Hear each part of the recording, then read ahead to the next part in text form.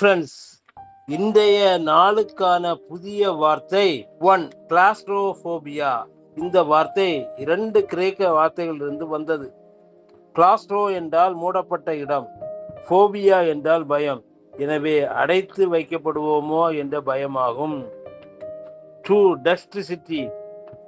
இது ஸ்கில் அல்லது அபிலிட்டி என பொருள்படும். இந்த வார்த்தை லத்தீனிலிருந்து வந்தது. Example, a teacher explains a difficult idea with dexterity so the students will understand easily.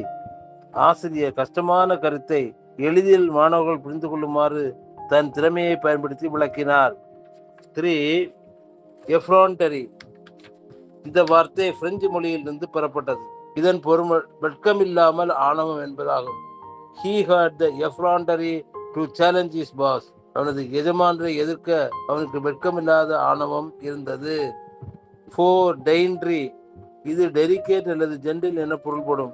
She walked daintily holding her father's hands. அவளது தந்தையின் கையை பிடித்துக் கொண்டு அவள் அழகாக நடந்து சென்றாள். பாய்.